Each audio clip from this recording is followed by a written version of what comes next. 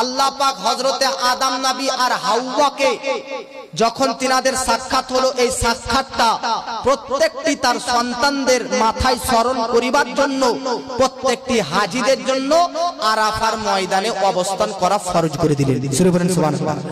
প্রতিটি হাজীদের জন্য আরাফার ময়দানে অবস্থান করা ফরজ, ওয়াজিব নয়, ফরজ, কম্পালসরি। আরাফার ময়দানে যদি না যায় তো হজই আদায় হবে। বাবাজি মিল্লাতে ইসলামিয়া হযরতে আদম আলা নবীনা আলাইহিস সালাতু ওয়াত তাসলিম, তিনার কতটা সন্তান সন্ততি আপনারা কেউ জানেন না, কিন্তু আপনার পাড়া প্রতিবেশী কার কয়জন সন্তান সন্ততি আপনারা জানেন। আশ্চর্যজনক ঘটনা, অলৌকিক ঘটনা বেরাদার আপনাদেরকে বলতেছি, শুনেন বেরাদার। হযরতে আদম নবীর কতটা সন্তান সন্ততি এই ব্যাপারে মতভেদ আছে বেরাদার, মতনৈক্য আছে, দ্বিমত আছে। তবে একটা প্রসিদ্ধ মত আপনাদের সম্মুখে উত্তরণ করতেছি। পৃথিবীর মধ্যে হযরতে আদম নবী তিনার যখনই সন্তান হতো, জোড়া জোড়া জামা জোড়া সন্তান হতো। জোরে বলেন, আদম নবীর যখনই সন্তান জন্ম হতো সিঙ্গেল আসতো না, জোড়া জোড়া আসতো। বললাম জোরে বলেন, সিঙ্গেল আসতো না জোড়া? এই জোরে বলে, জোড়া না সিঙ্গেল? আপনাদের গ্রামে এরকম আছে কিনা? এমন বোন আছে যাদের জামা জোড়া সন্তান হয়েছে? আছে কিনা? আছে, আছে। জামা জোড়া সন্তান হওয়া ভালো, আদম নবীর সুন্নাত। হযরতে আদম আলাইহিস সালামের জামা জোড়া সন্তান। এবার আসুন, হযরতে আদম নবী কত জোড়া সন্তান জন্ম দিয়েছেন জানেন? 110 জোড়া সন্তান জন্ম দিয়েছেন। জোরে বলেন। আপনারা আসুন, কটা মেয়ে আর কটা ছেলে? 110 জোড়া ছেলে মেয়ে যদি হয় তাহলে টোটাল কতটা ছেলে মেয়ে হবে ভাই? 110 জোড়া যদি হয় তাহলে 220টি। মনে রাখবেন, হযরতে আদম নবীর 110 জোড়ার মধ্যে 110টা ছেলে আর 110টা মেয়ে। জোরে বলেন সুবহানাল্লাহ। প্রতিটি জোড়াতে যখনই সন্তান আসতো জামা জোড়া, প্রতিটি জোড়াতে একটা ছেলে একটা মেয়ে, দ্বিতীয় জোড়াতে একটা ছেলে একটা মেয়ে, তৃতীয় জোড়াতে একটা ছেলে একটা মেয়ে, চতুর্থ জোড়াতে একটা ছেলে একটা মেয়ে। জোরে বলেন সুবহানাল্লাহ। আদম নবীর কত জোড়া এসেছেন বললাম? 110। প্রতিটি জোড়াতে একটা ছেলে একটা ছেলে একটা জেন্টস একটা লেডিস। আপনারা বলবেন একটা লেডিস একটা জেন্টস, এরকম ভাবে এসেছে। তো এখন তো আমি বললাম মেয়ের অভাব নাই, জামাইয়ের অভাব নাই, বিয়ে হচ্ছে। কিন্তু আদম নবী তো আর পৃথিবীতে কেউ নেই যে মুআজ্জাজ তিনার ছেলের সঙ্গে ওই দেশের ছেলের মেয়ের সঙ্গে বিয়ে হবে, এমনটা নেই। তার জন্য আদম নবীর বেটারা যে জন্ম হতেন, বেটিরা, তাদের ভাই বোনেই বিবাহ করা জায়েজ ছিল। বাবাজি আচ্ছা, তাহলে হযরতে আদম নবীর কত জোড়া সন্তান পৃথিবীতে? 110 জোড়া। তিনাদের ভাই বোনে বিবাহ করা জায়েজ ছিল, কিন্তু এখন তো আর ভাই বোনে বিবাহ করা জায়েজ নেই।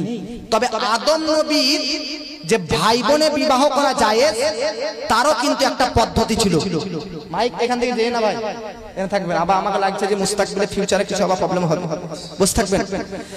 আদম নবীর এই যে বেটারা বেটিরা যে তাদের ভাই বোনে বিবাহ হতো, বিয়ে হতো, নিকাহ হতো, শাদী হতো, এটারও একটা নিয়ম ছিল।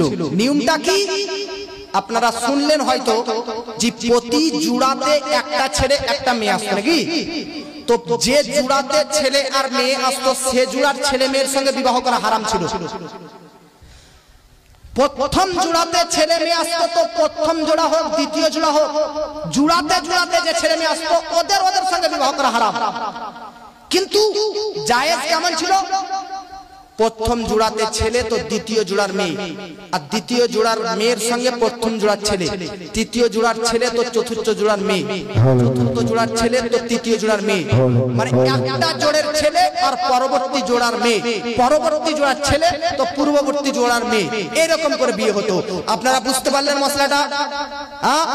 প্রতি জোড়াতে জোড়াতে যে ছেলে মেয়ে আসতো বিয়ে করা নাজায়েজ থাকতো, নাজায়েজ ছিল। কিন্তু একটা জোড়ার ছেলে আর তার পরের জোড়ার মেয়ে আর তারপরের যে ছেলেটা বাঁচলো প্রথম জোড়ার মেয়ে, এরকম করে বিয়ে হতো। বাবাজি এবার একটা অলৌকিক ঘটনা শুনেন বেরাদার।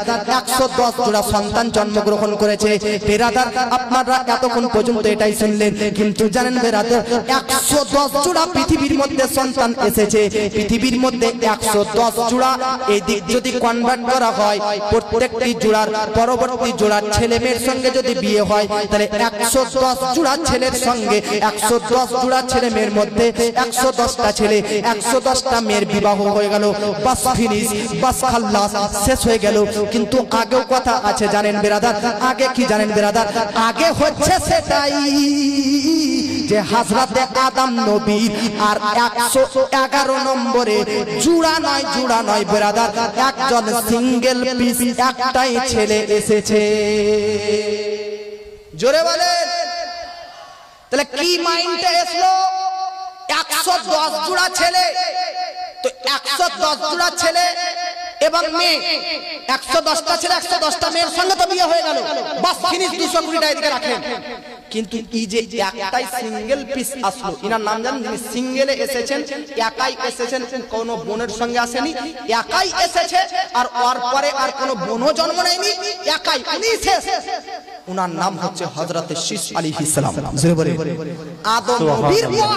আদম নবীর পর তার বেটা শীশ আলাইহিস সালাম এই যে সিঙ্গেল পিস এসেছে, ইনি নবী হয়ে গেছেন। জোরে বলে সুবহানাল্লাহ। সুবহানাল্লাহ। যারা নবী হবে তাদের সঙ্গে কেউ আসবে না, একাই, ওয়ানলি ফর ওয়ান, তিনি একাই জন্মগ্রহণ করবে। কেন? কারণ তাতে যেন জামা জুড়ারা এক অপরে বলতে পারে তো যে তুই যখন জন্ম নিয়েছি আমিও জন্ম নিয়েছি, তুই জমিনিতে জন্ম নিয়েছি আমিও জন্ম নিয়েছি। কিন্তু নবীদের বৈশিষ্ট্য একাই আসবেন আর বাদশা হয়ে পৃথিবীর মধ্যে আসবেন। জোরে বলেন সুবহানাল্লাহ। আচ্ছা বলেন তো বাবাজি, আদম নবীর 110 জোড়ার মধ্যে 110টা ছেলে 110টা মেয়ের বিয়ে হয়ে গেল। পৃথিবীতে তো আর কোনো মেয়ে নাই, আর যে সিঙ্গেল পিস একাই এসেছে, এরপর আর কোনো মেয়েও হয়নি জন্ম। তাহলে এর সঙ্গে বিয়ে কোন মেয়ে পাবে ভাই? নাকি এর সঙ্গে আবার বিয়ে কোথায় হবে? পৃথিবীতে তো আর কোনো জায়গায় মেয়ে নাই। আপনি কি মনে করছেন যে 220টি ছেলে মেয়ে তাদের বিয়ে হয়ে গেছে, 110টা ছেলে 110টা মেয়ে, তাদের ছেলে মেয়েদের সঙ্গে মানে শীষ যে একাই এসেছেন তাদের ভাইপুদের সঙ্গে না, এটা তো আরোই জায়েজ নেই। তাহলে তিনি একাই আসলেন, তিনার পর আর কোনো মেয়েও আসেনি, আর পৃথিবীর কোনো প্রান্তেও মেয়ে নাই। বলুন তার মেয়ে, তার সঙ্গে তার বিয়ে কার সঙ্গে, কোন মেয়ের সঙ্গে হলো? কোথা থেকে মেয়ে আসলো?